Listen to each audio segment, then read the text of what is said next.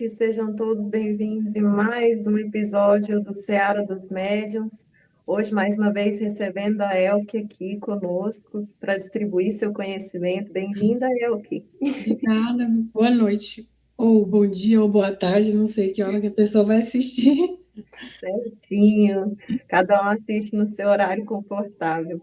E João Minelli, seja bem-vindo. Obrigado pela oportunidade. Muito feliz de estar aqui novamente.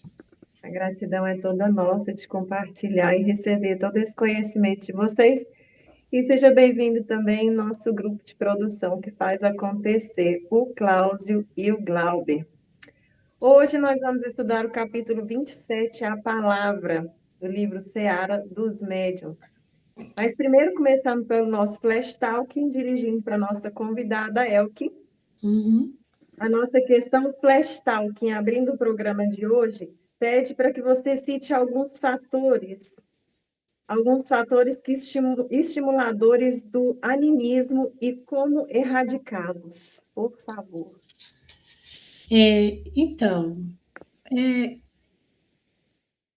O Divaldo Franco, em alguma dessas diversas palestras que a gente assiste dele, né, que tem na internet, uma vez eu assistindo, ouvi ele mesmo dizer que uma alta porcentagem de animismo sempre acontece numa comunicação mediúnica. Por que isso, né?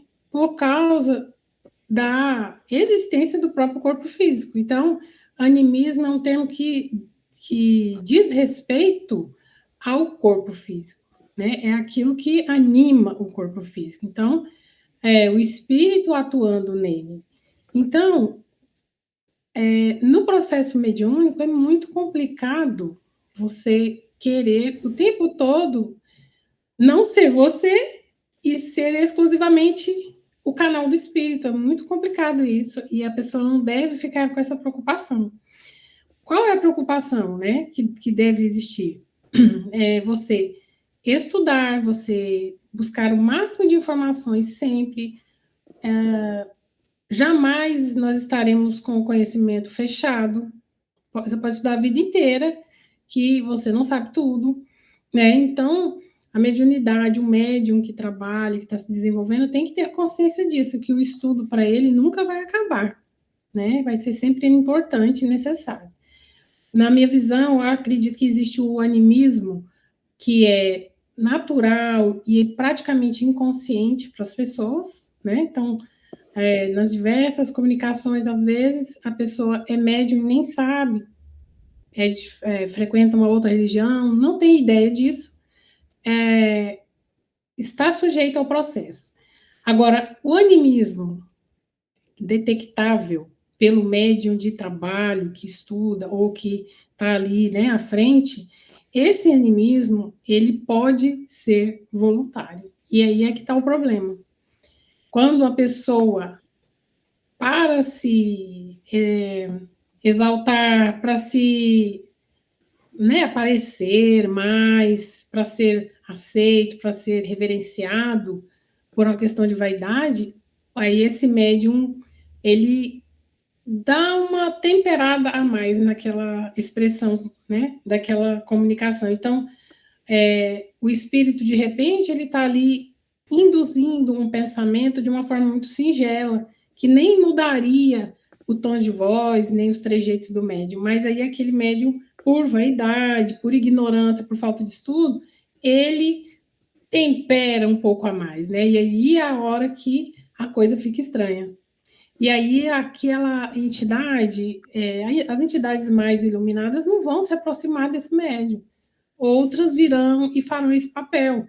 Então, aí o próprio médium se torna um joguete, né? Ele fica exposto a essa situação. Então, às vezes, as pessoas acham que um médium muito bom é aquele que faz manifestações muito, né, calorosas, cheias de sobrenatural e tudo mais, mas muito pelo contrário. Esse médium que não controla, né, o processo anímico, de uma maneira que ele seja o mais natural possível, ele está sendo colocado no ridículo, pelas entidades que estão ali praticando isso, né? Então, essa pergunta é muito interessante porque ela traz toda essa questão, né? Existe o animismo? Claro, é impossível que não exista porque nós estamos vivos, né, nesse corpo físico. Mas é importante estudar e entender isso, para que isso não aconteça mais, né? Para que essas ideias, né, essa vontade de ser visto, de ser aplaudido, né, reconhecido, não exista, certo? Espero que o pessoal tenha entendido. Entendeu, sim, com certeza. Muito obrigada, uma resposta muito esclarecedora. E a conexão com o fenômeno, né, pessoal? Muito conectado a um fenômeno e esquece da necessidade do conhecimento, do estudo aprofundado. Muito obrigado, Elke. E agora, indo para o texto, vou pedir os meninos para estar colocando aí para vocês, capítulo 27, Palavra, reunião pública do dia 18/4/1960, fazendo referência na questão de número 166 do livro dos Médiuns. Quando te detenhas na apreciação da mediunidade falante, pensa na maravilha do verbo, recordando que todos somos médiuns da palavra. A glote vocal pode ser comparada à harpa viva, em cujas cordas a alma exprime todos os cambiantes do pensamento. E sendo o pensamento onda criadora, a integrar-se com outras ondas de pensamento, com as quais se harmoniza a fala, de modo invariável, reflete o grupo moral a que pertencemos. Veículo magnético, a palavra, dessa maneira, é sempre fator indutivo na origem de toda realização. Com ela, propagamos as boas obras, acendemos a esperança, fortalecemos a fé, sustentamos a paz, alimentamos o vício ou nutrimos a delinquência. E isso acontece porque, em verdade, nunca falamos sozinhos, mas sempre retratamos as influências da sombra ou da luz que nos circulam o âmbito mental. Toda vez que ensinamos ou conversamos, nossa boca assemelha-se a um alto-falante em conexão com o emissor da memória, projetando na direção dos outros não apenas a resultante de nossas leituras ou de nossos conhecimentos, mas igualmente as ideias e sugestões que nos são desfechadas pelas criaturas encarnadas ou desencarnadas com as quais estejamos em sintonia. E nós fazemos nossa primeira pausa para levantar a nossa primeira dúvida do dia. Vou direcionar para você, João, que já é de casa, para você estar abrindo o estudo do livro de hoje. A mediunidade da palavra pode ser considerada uma faculdade mediúnica comum a todos os seres humanos, mesmo sem consciência mediúnica? Está fechado o seu áudio, João. Abre para a gente, por favor.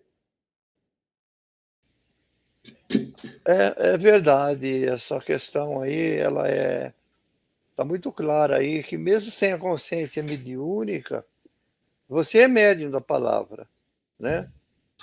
Porque para você ser médium, você não precisa ter consciência que é médium, né? Porque todos nós somos, né?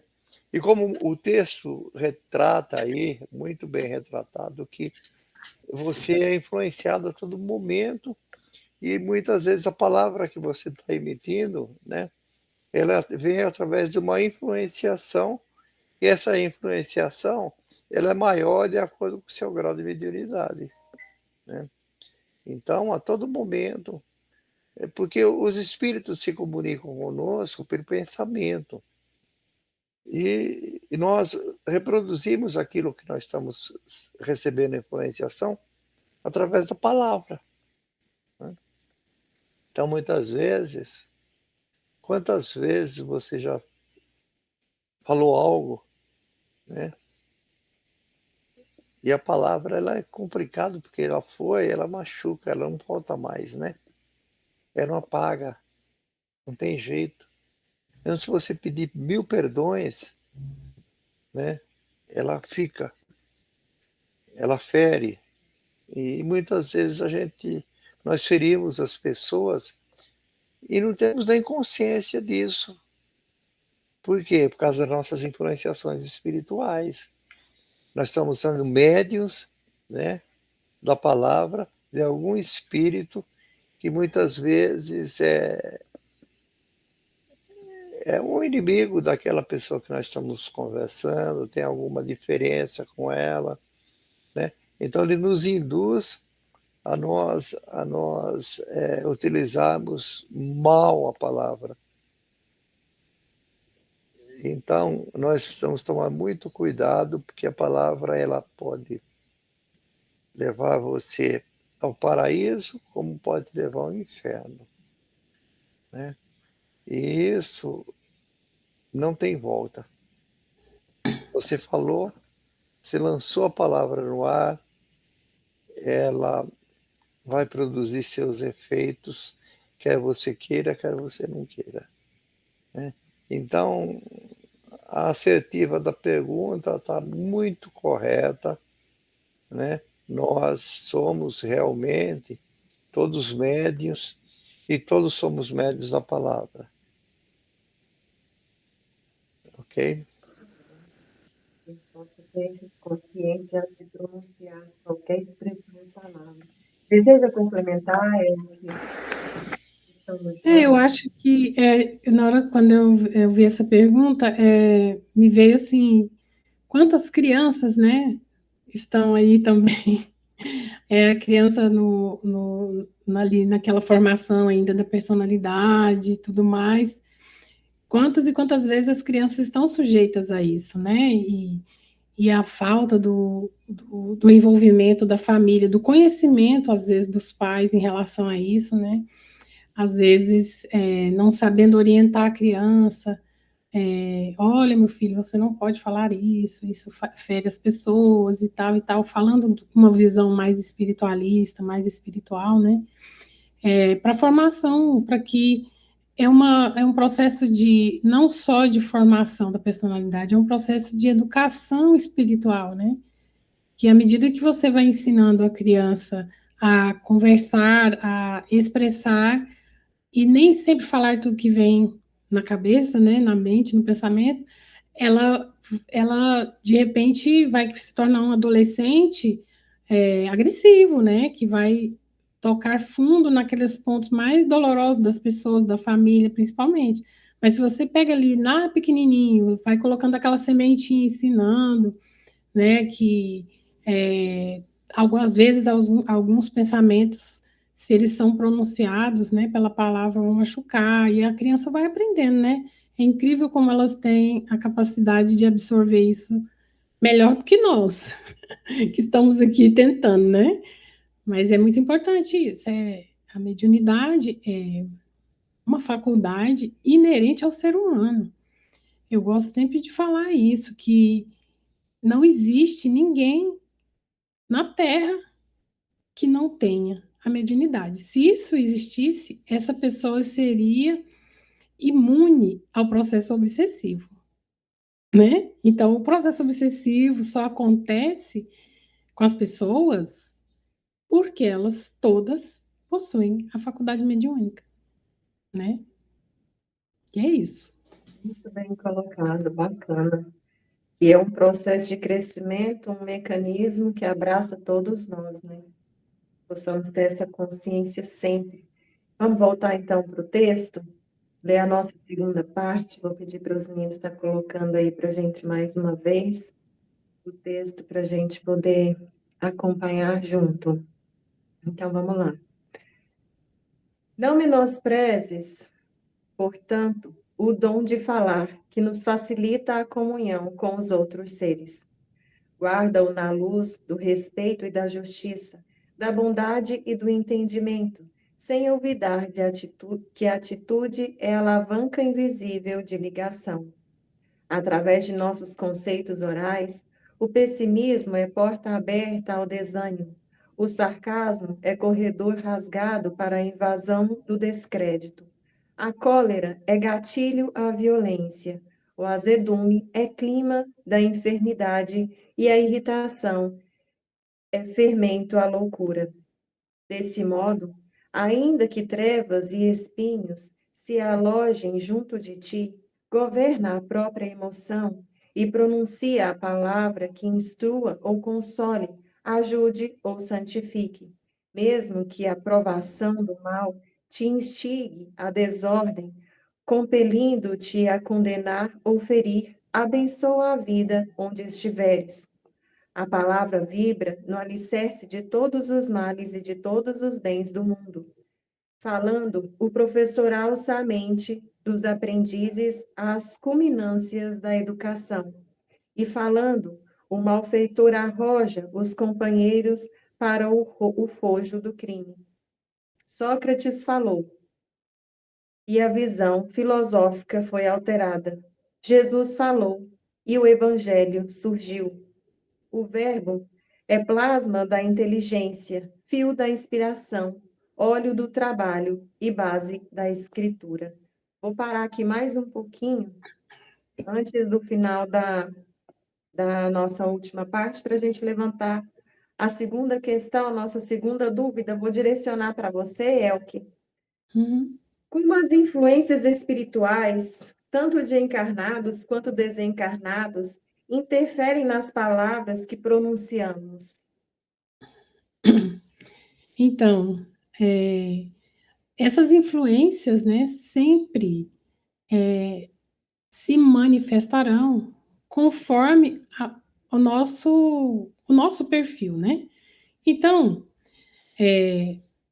se você, por exemplo, é um médium de trabalho, né, um médium de incorporação, que cuida da sua formação, estuda, faz a reforma íntima, né, se vigia seus pensamentos, está sempre ali consciente de que não existe um horário específico para você cuidar disso, é o tempo inteiro.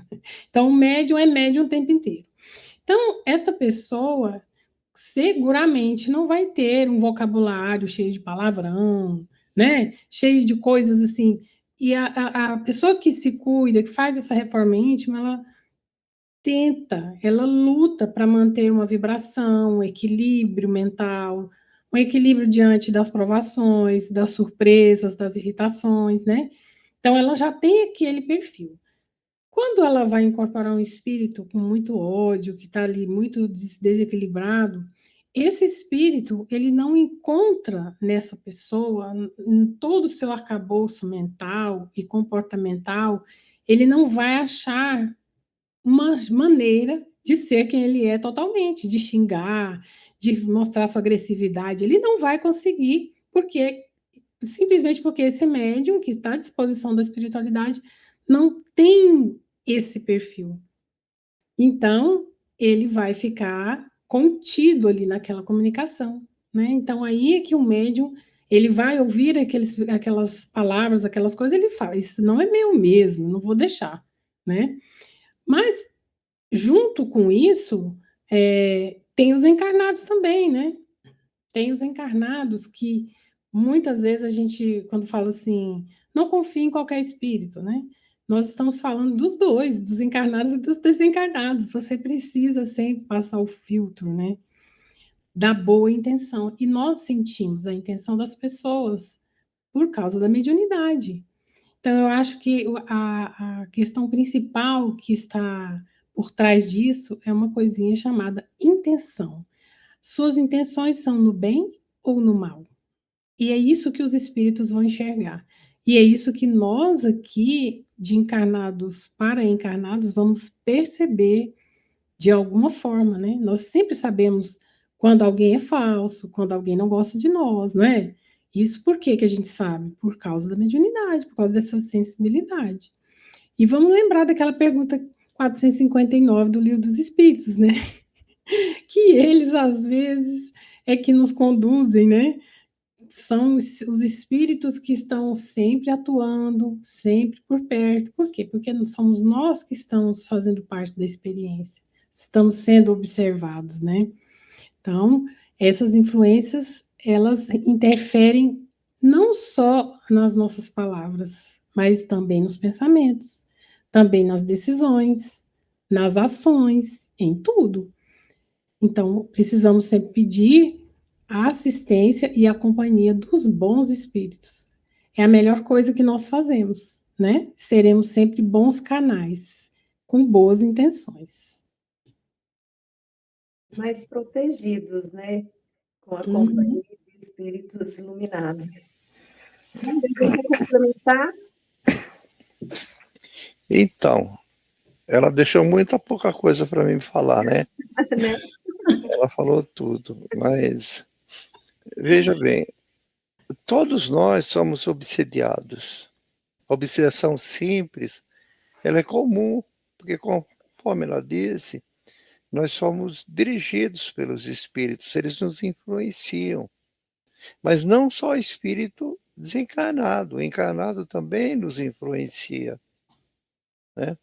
Então, esse processo da obsessão simples são essas simples influenciações no nosso dia a dia, no nosso agir, no nosso falar, nas nossas ações, né?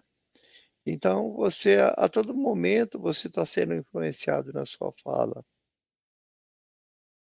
Aí você depois você pensa: "Nossa, eu não devia ter falado isso, né". Mas você falou porque você estava sob influenciação, né.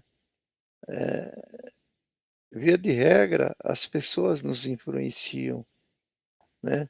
Existem pessoas que te pega tique, né, e começa a falar tudo que a outra pessoa fala, ela é tão influenciada que ela começa a falar igual, né, sem saber que aquilo pode ferir, pode machucar alguém. Então,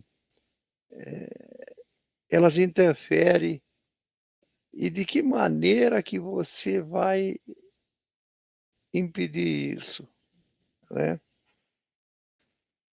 É sua moralidade, trabalhar no bem, elevar sua moral para você ter companhia dos bons espíritos. Aí você está protegido. Caso contrário, você vai incorrer no erro, né, nas suas ações, e a sua primeira ação que você exerce é a ação do verbo, né.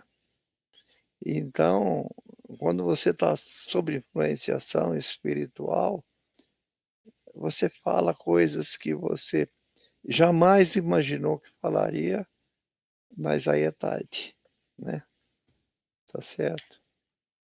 É isso. Muito obrigada. Possamos sempre vigiar e policiar os nossos pensamentos e palavras, né? Vou direcionar a próxima dúvida para você, João, que já está com a palavra, antes da gente encerrar o texto e ir para a nossa última questão. Então, vamos lá. De que maneira a palavra pode agir como instrumento de elevação ou degradação moral? Como ela é dirigida, como ela é dita, né, tá certo. Muitas vezes uma mesma palavra sobre o mesmo assunto, né, ela pode te elevar ou te rebaixar. Depende da tonalidade de voz que você usa, depende como ela é empregada, a sua voz, ela pode ferir ou pode elevar. A mesma palavra, né. Então, eu eu vou citar um trecho, né, do livro, eh, Jesus no Lar, de Neio Lúcio, psicografado por Chico Xavier. Tem um capítulo que chama Exaltação da Cortesia. E ele diz, Jesus diz que você tem que aprender a negar sem ferir, né. Difícil, né.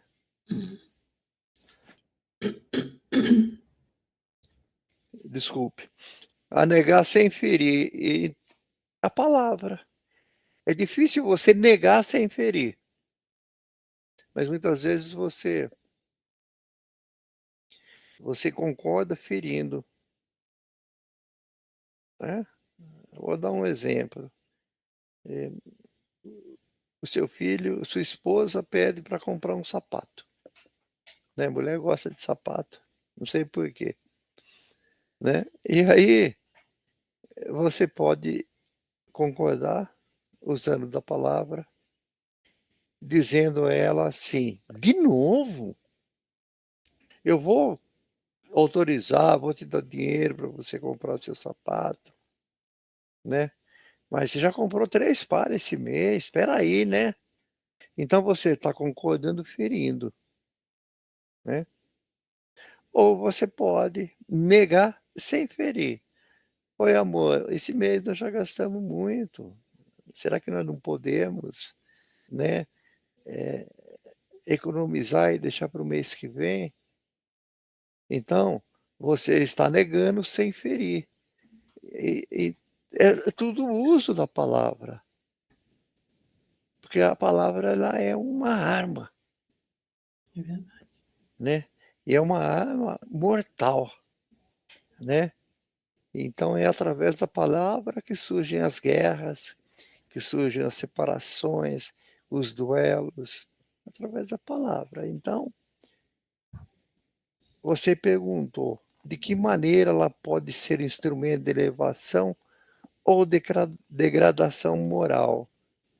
De acordo com como ela é pronunciada, de acordo com como ela é utilizada no contexto, né, no contexto. Então, ela pode machucar sem que você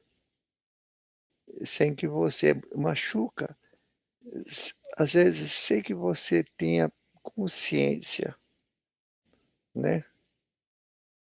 Você pergunta para a moça, eu perguntei uma vez, né, uma pessoa, uma amiga nossa, né, eu cheguei, ela estava numa roda de conversa, eu falei: "Ai, que bom, que maravilha, né, você está grávida, ficou grávida de novo", né.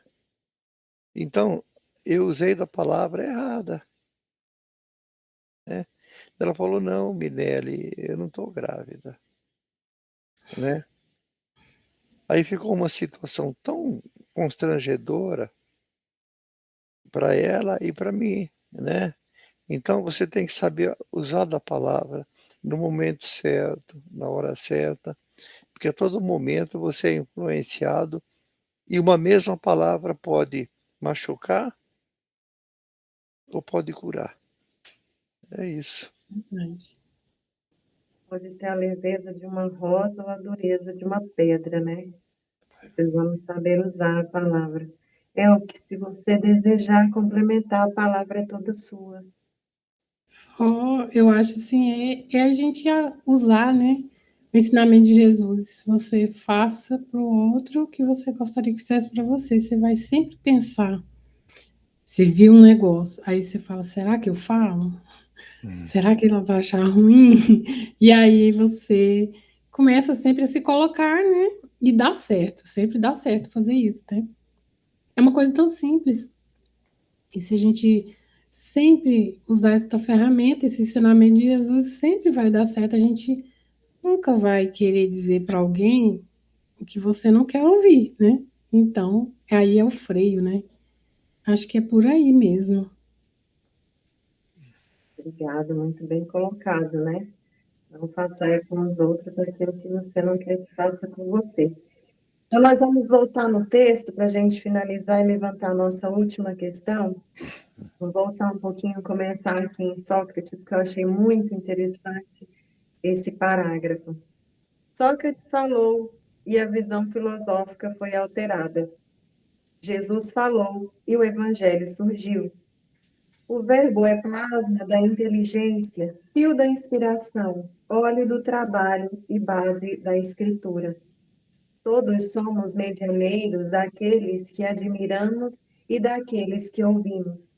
Aprendamos assim a calar toda frase que malsine ou destrua, porque conforme a lei do bem promulgada por Deus, toda palavra que obscureça ou enodói é moeda falsa no tesouro do coração.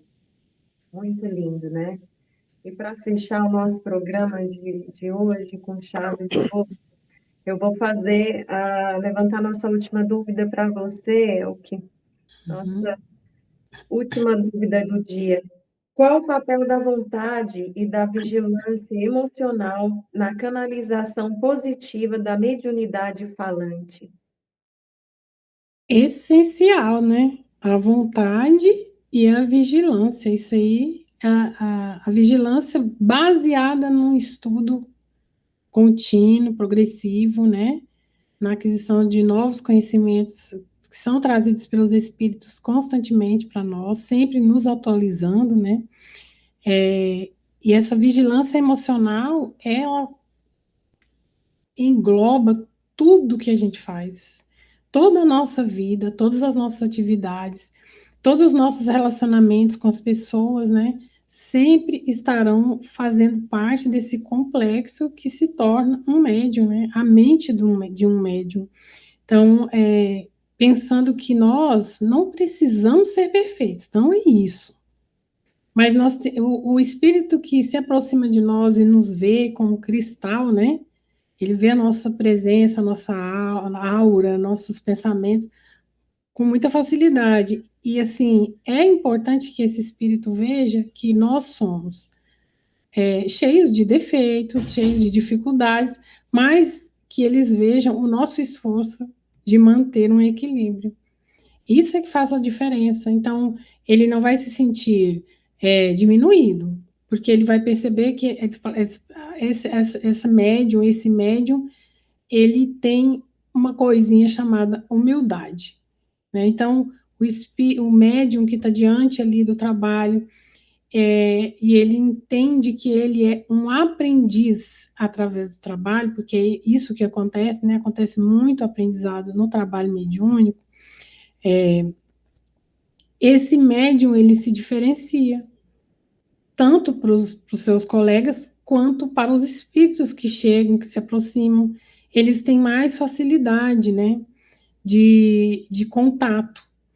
E a vontade é aquilo que deve existir no trabalho, né, no médium em si. Existem muitos médiums que não gostariam de ser médiums, né? Eu sempre gosto de falar que, na minha assim, observação, eu já vi que existem dois tipos de médiums, né? O médium que foi se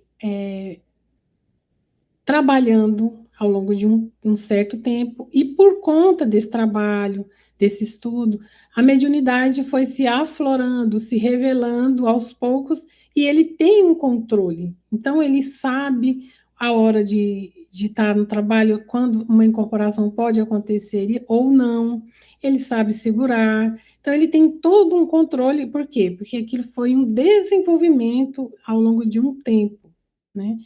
Agora, o médium ostensivo, aquele que desde criança a criança incorpora, chega a qualquer tipo de espírito, né, coloca a criança naquela situação, ou o jovem, as pessoas em volta ficam falando que ela é louca, que é isso, que é aquelas besteiras que sempre tem, né?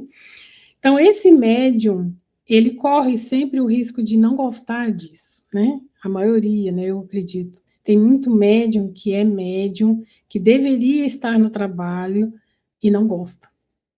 E aí, nesse caso, essa vontade não existe, né? Às vezes o médium vai para o trabalho por obrigação, porque ele, quando ele não está trabalhando, ele é muito atacado, ele não tem sossego, ele não dorme direito, e aí ele vem com aquela conversa assim, eu tenho que ir para o trabalho, senão daqui a pouco a minha vida está de cabeça para baixo.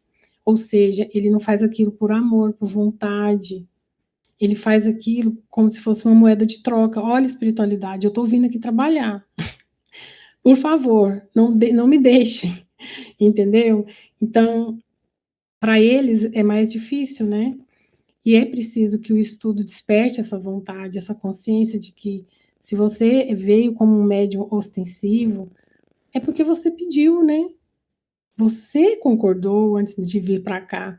De ser um médium ostensivo, de ter que doar a sua vida para isso, né? É o número 1 na sua vida. O 2 são todas as outras coisas. Mas é muito importante a vontade, é o que nos move, é o que nos faz ir para um trabalho, né?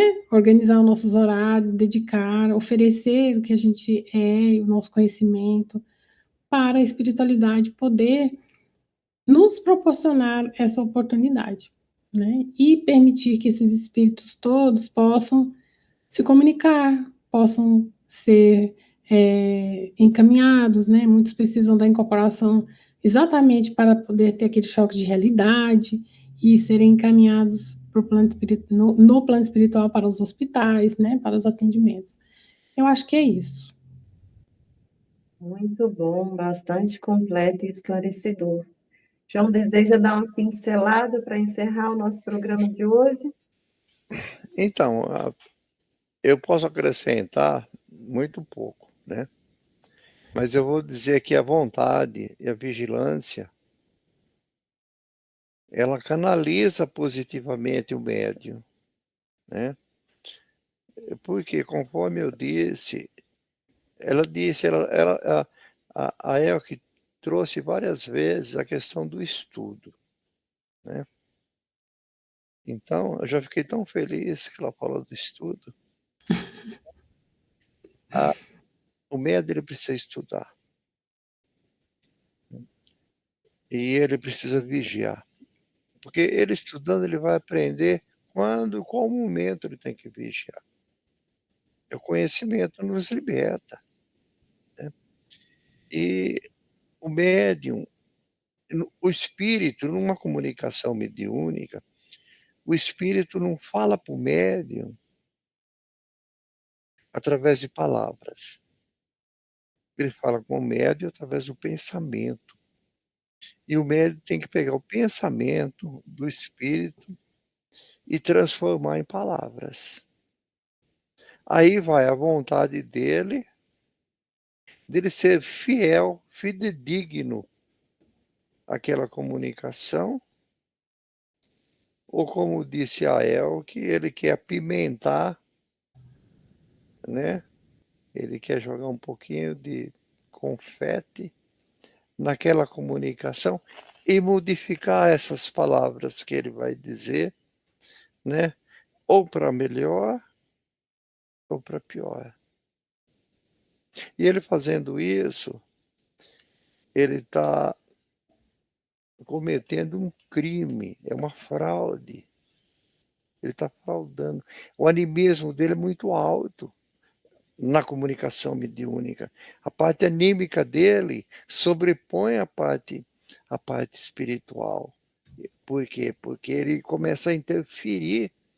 E quando ele começa a interferir, ele abre brecha para aqueles obsessores que vão conduzi-lo nessas comunicações. Então, a vontade de você fazer o trabalho correto, você chegar na sala mediúnica, no encontro mediúnico, com a vontade de fazer certo e vigiar os seus pensamentos, para que você consiga reproduzir, né, com maior fidelidade aquilo que o espírito está querendo transmitir, né? Isso depende da vontade,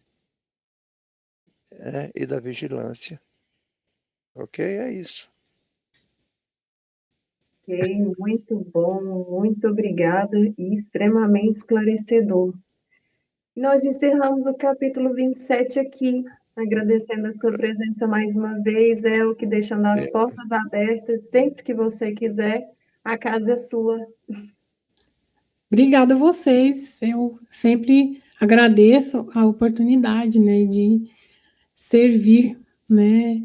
Porque se nós estudamos, praticamos, temos o trabalho, né, relacionado à palavra, é porque nós precisamos falar. Então, eu acho muito bom, porque quando eu recebo o convite, é um dia que eu vou estudar um assunto novo. E isso é bom para mim e é bom para todo mundo que está perto de mim, encarnado e desencarnado. Muito obrigada. Nós que agradecemos, o privilégio é todo Muito nosso de bom, dividir esse muito bom. conhecimento. Gratidão, João, que faz parte do nosso quadro, da nossa casa. Eu que agradeço, né? E vamos seguir em frente. Que assim Né? seja.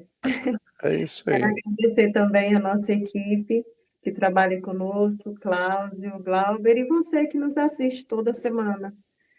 Muito obrigada pela sua presença. Nos encontraremos mais uma vez na semana que vem, estudando o capítulo 28.